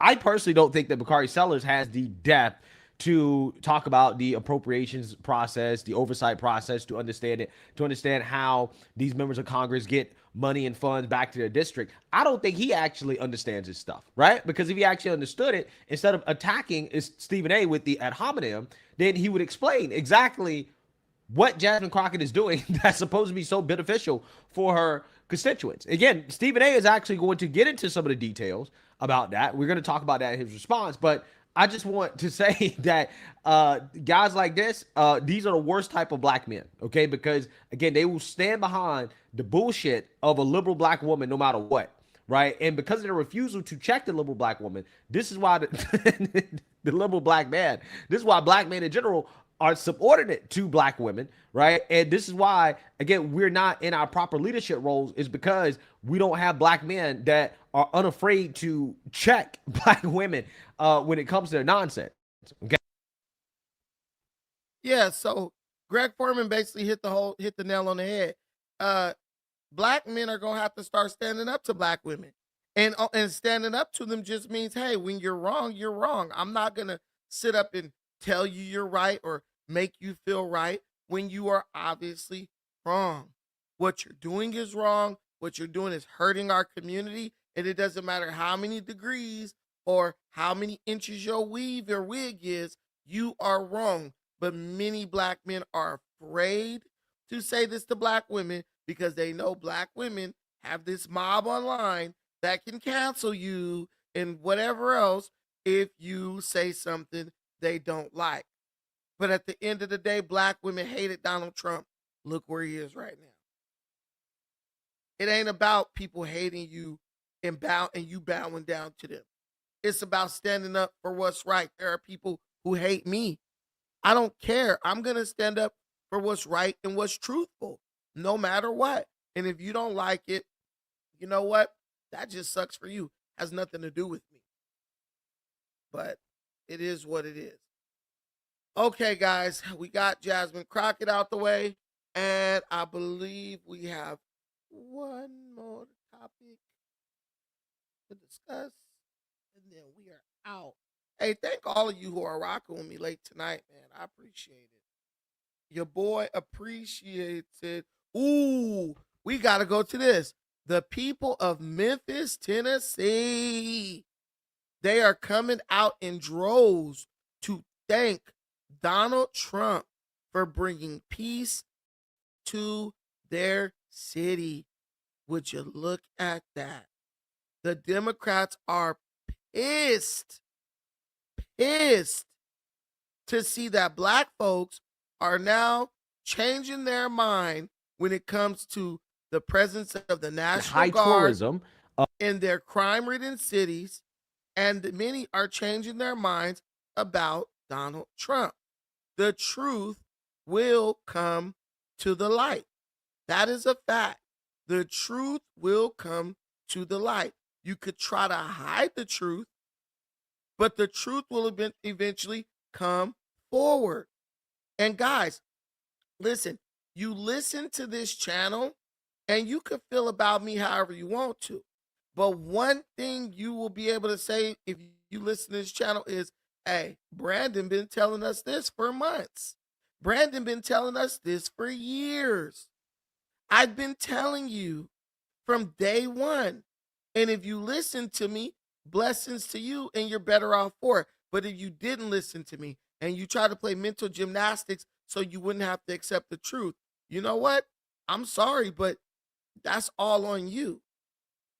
We are not a group of people who are lacking of men and women who speak with foresight and insight and tell us and give us guidance in the direction which we should go. We're not lacking of that in that. All we're lacking in is the good sense that God gave us to listen to opposing sides of an argument and using our brain and our common sense to determine who's telling the truth, who's lying.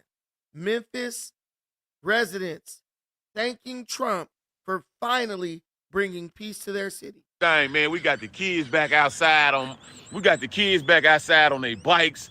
The lawnmower's back going, the dog's back barking. Memphis is looking real good out here, man. Hey, man, you did your big one, man. Appreciate you for helping cleaning up Memphis. Hey, MPD, well, I don't even know what to say about y'all. I done walked to the store, y'all got me a bag of ice. I ain't walked to the store in about 20 years.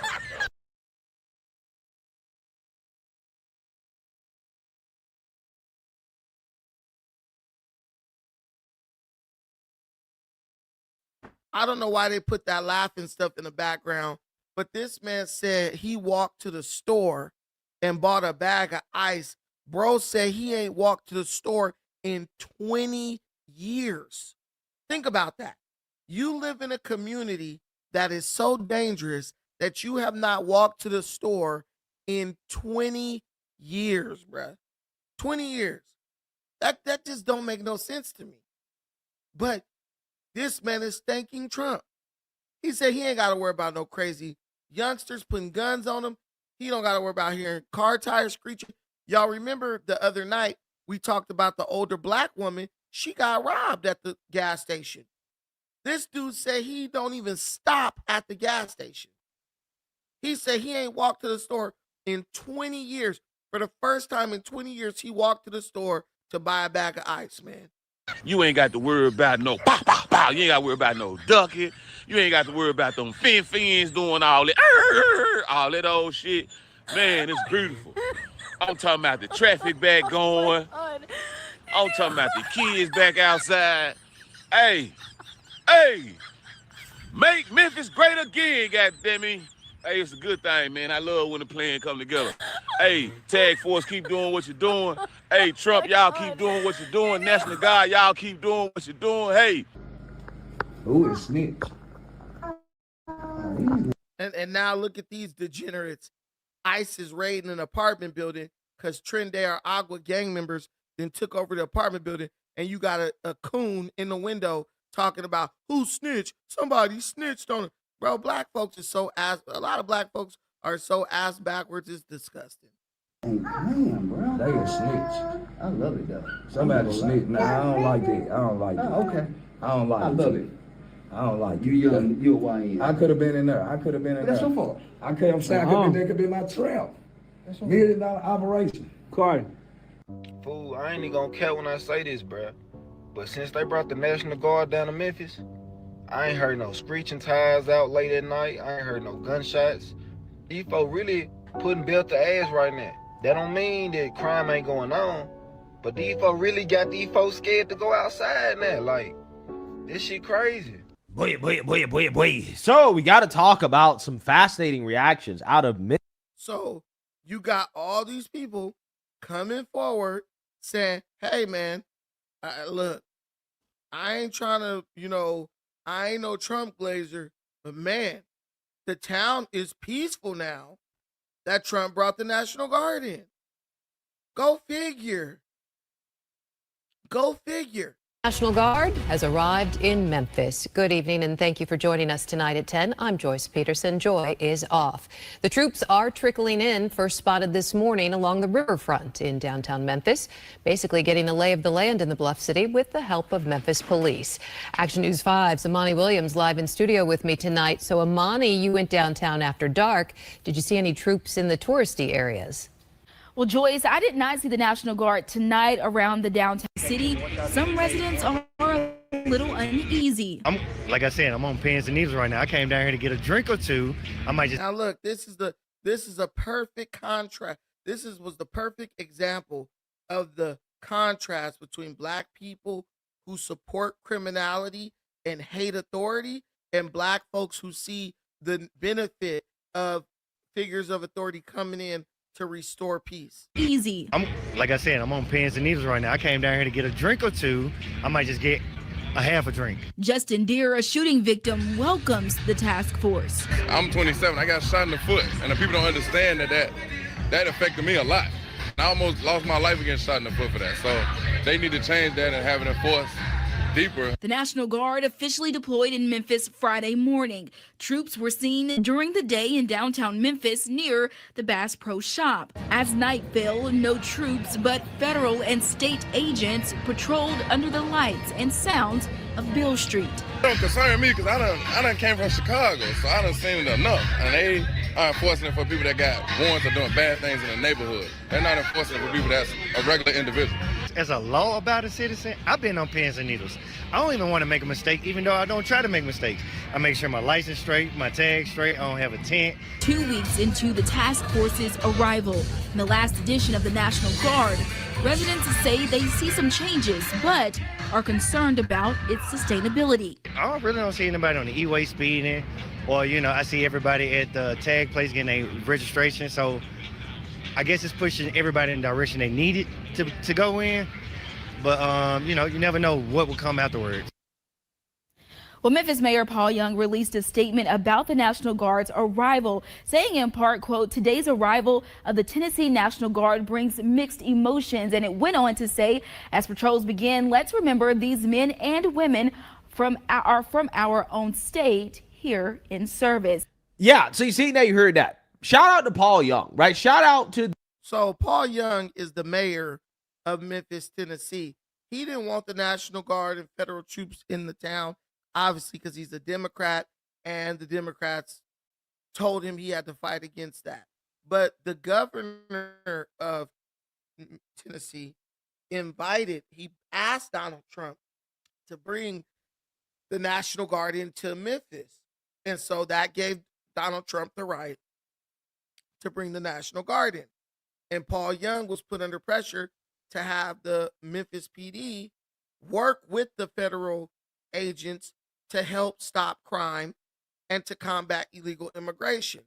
Now, Paul Young's constituents are like, hey, the city's peaceful. We're having fun. I can go back outside again. Imagine being the mayor of a town where the people in your town don't even feel safe going outside. Imagine being the mayor of a town where an older gentleman says He's so afraid of what the YNs are going to do, he can't even walk to the damn store to buy a bag of ice.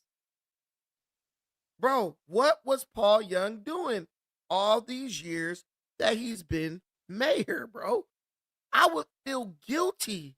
I would feel sad as hell if I was the mayor of a town and an old lady told me, hey, man, I can't go to the gas station without getting robbed. I would be so pissed. I'd be calling those black people out every day.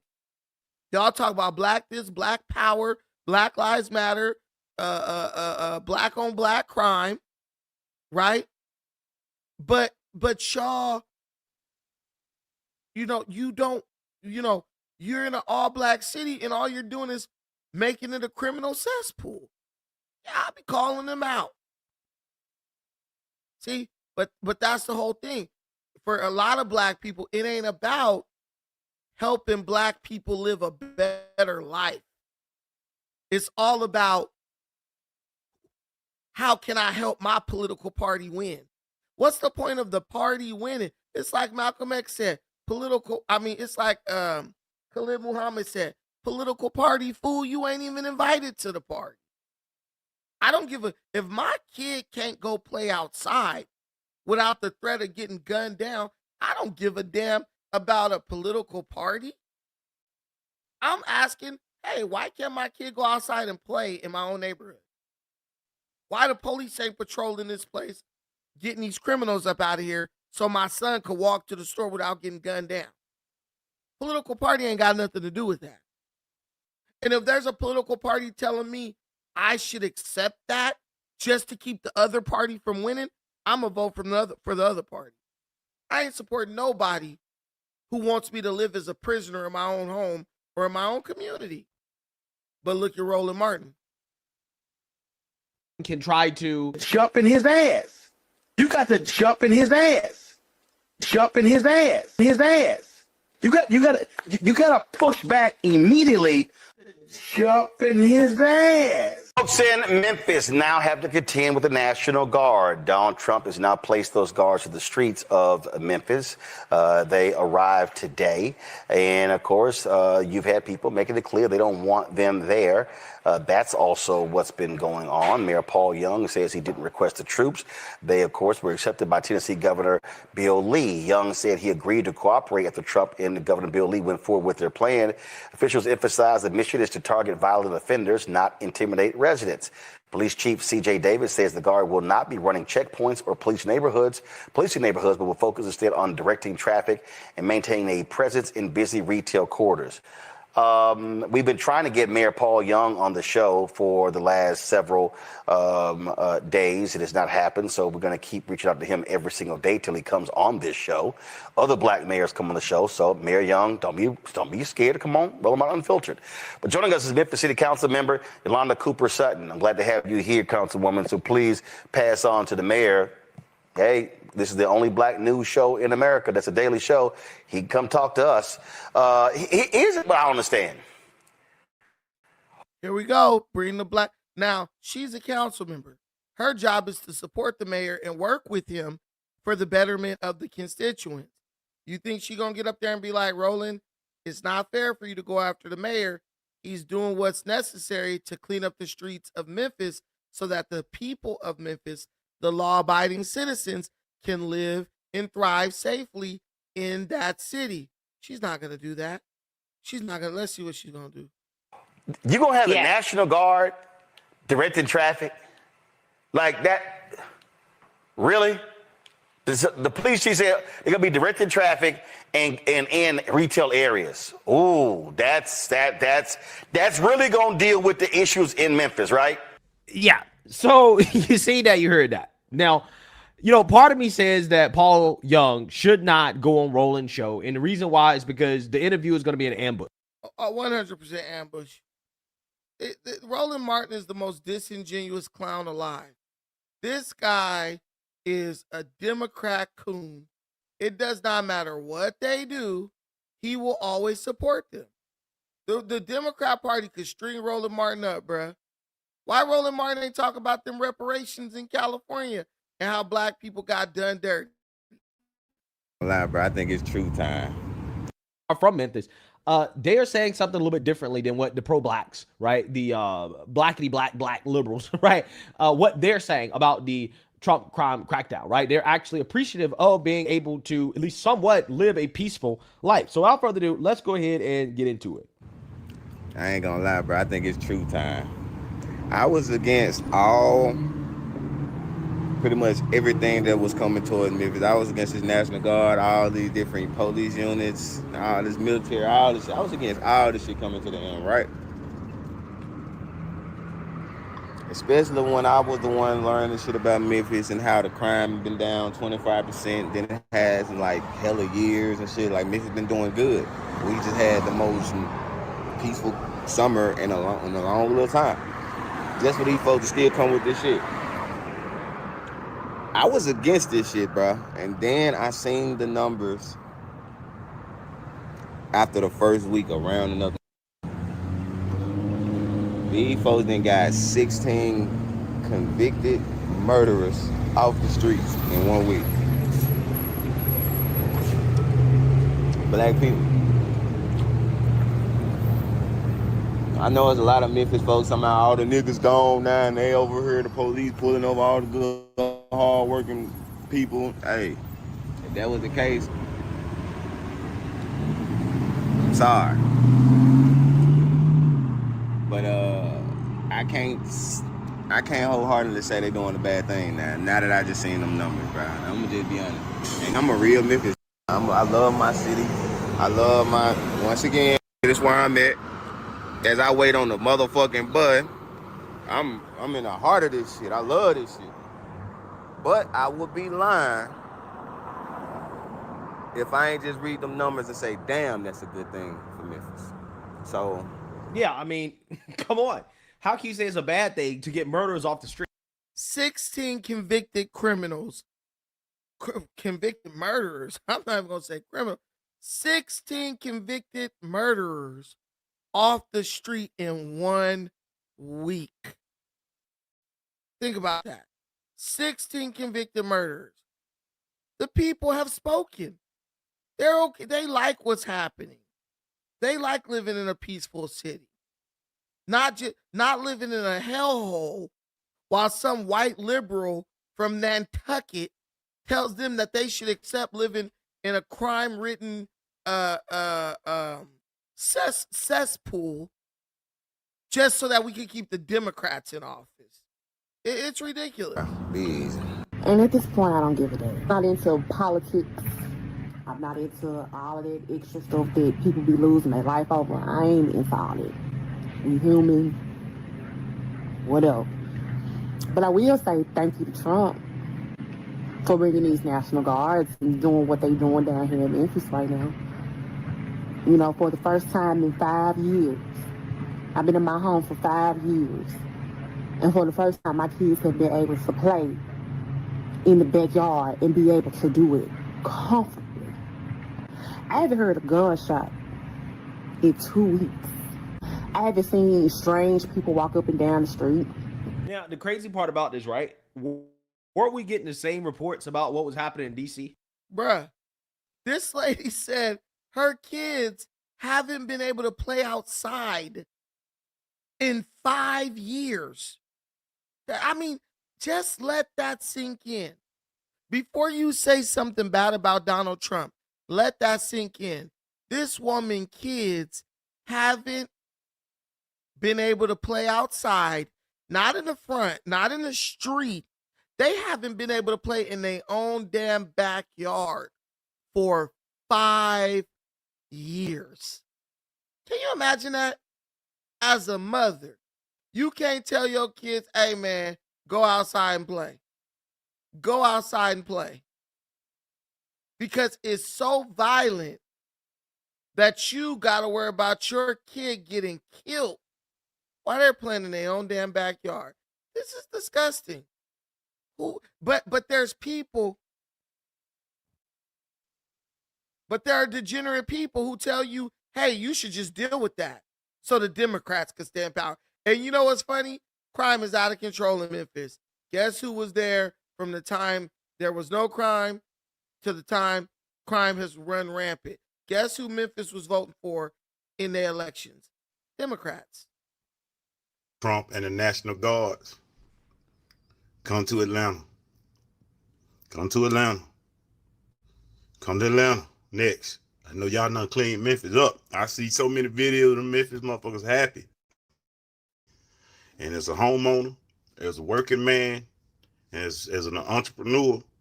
Because, hey, as far as Democrats are concerned, if you're black, you don't deserve to be happy. You deserve to vote Democrat. Your reward is being able to vote Democrat. Come to Atlanta. I beg of you. Get these YNs off these streets. Get these water boys off these streets. Come on. Because these males ain't doing shit. These motherfuckers ain't doing shit, Trump. Come to Atlanta. National Guard. Come on. Get these young out of here. Get these YNs out of here. Come on. Come on. Again, I'm trying to figure out what's wrong with this. Right? What's wrong with this? What's wrong with it is black folks ain't regurgitating the Democrat narrative. That's what's wrong with it. We're not doing what they have used us to do for 7, 8, 9, 10 decades, 100 years. We're not falling in line in lockstep with the Democrat narrative. I'm not going to call it narrative, with the Democrat lie. We supposed to get on stage cheesing and smiling, shitting and grinning, acting like life is perfect for us because we's get to vote Democrat. That's why they're mad. That's why they send in their attack dogs like Roland Martin and Tiffany Cross and Joy Reid and Don Lemon. Don Lemon literally walking the streets, bruh, of these cities asking people, do they think the National Guard should be there? And he's mad because the people are literally saying, yeah, we like them being here. We like them being here. There's been a lot of talk. But remember, I'm the coon. On TikTok about I'm the coon. Am I a coon because I realized the truth before you guys did? Am I a coon because I can see based on someone's actions and I can see their actions and figure out what they're most likely to do? I'm the coon. Well, all these people are coons too then. the National Guard. Let me give y'all my take now. Check this out. I'm a retired street nigga, right? I've been in the hood, I've been in the street, so you know what I'm saying? I understand that this where y'all think they should be, right? And y'all think that this shit only affects the criminals. Y'all think like, you know what I'm saying? If you ain't doing no criminal activity in the city not that bad. Stop fucking lying, fool, to y'all selves. Now, I'm a suburban guy. I stay in the suburbs now, you know what I'm saying? I'm in whatever you would deem as the suburbs of Memphis, that's where I stay, right? I'm gonna tell you bitch ass nigga where I stay, but that's where I stay, right? So I went to the Kroger and young day like they wanted to do something to me. I had gave one young $10, you know what I'm saying, for some candy. Mind you, these grown, look like they perked out over age. Man, I just give them a little 5, 10, just get out my face. Gave one young 10, he went and got his other partner. They like, bro, can you give us some too? I'm like, I just gave him, y'all split the money. Man, I ain't gonna lie, big bro. Like, shit, man, we really could use an extra 10. What? So then the folks try to like, 4 of them, they try to like the slick surround my car, fool. They try to surround my car, bro. Like, still saying the same thing, like, I ain't gonna lie, bro, like, you know what I'm saying, did that and other. So all that, this shit just be for the criminals talk. I'm not a criminal, cuz. I'm old. I ain't no criminal. And them young, I was gonna have to get on there with them folk. I was like in shock for my life. I'm like, damn, cuz, can I get my hand under my seat fast enough? So what I did was I told the young, I'm like, damn, okay. All right. Find me a pump, bro, because the gas station was packed. And this is how I know God be on your side, too. I'm like, fool, find me a pump. They're like, all right, big bro, all right. So one of them gonna try like to stay there to make sure I was gonna go to the pump. When the other young turned their head, I pulled off. What is wrong with y'all always thinking, bro, that you gotta be a criminal, fool, for these young press y'all? That's false. Yeah. So again, these are some of the stories, right, out in Memphis. This is how people. Okay, so we saw the story of the old lady getting shot. I mean, well, she got robbed. They put a gun in her face and said, hey, be back up before I kill you. Bro went to the Kroger gas station, clearly.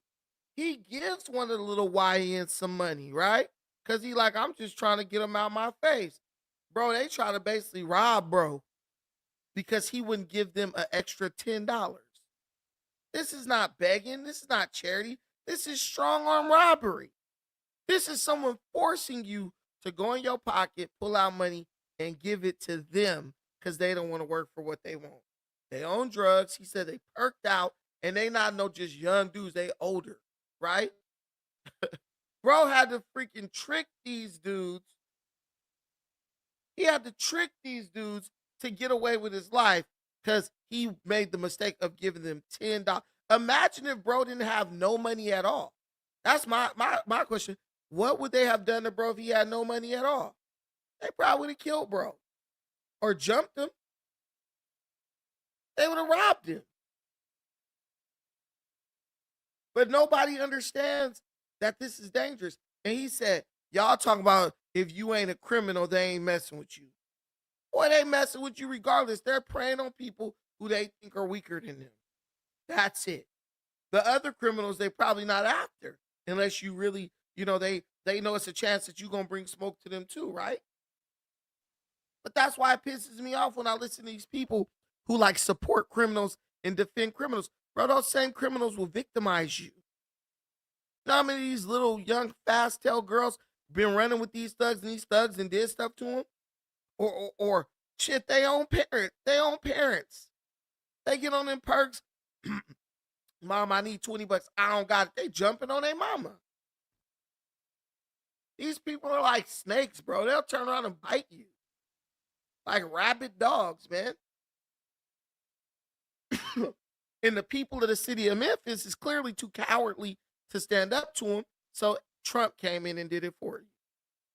But you hate him for it. You hate him for it. How do you hate someone who's doing right by you? Doing for you what you won't even do for your damn self. You won't even do it for your kids so they could be safe.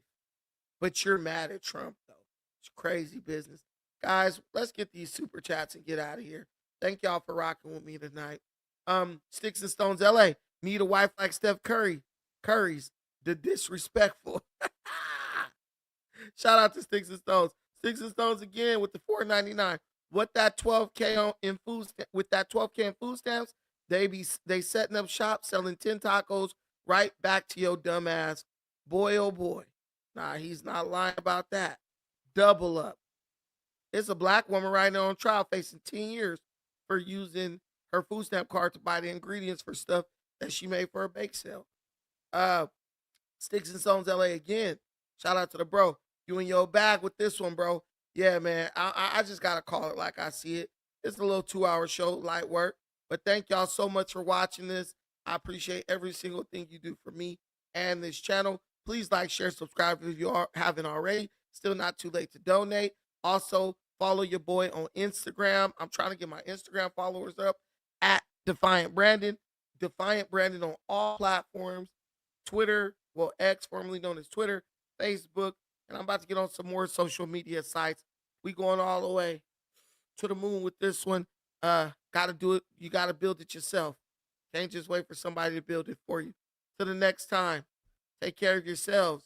But most importantly, please, please, I implore you to take care of one another.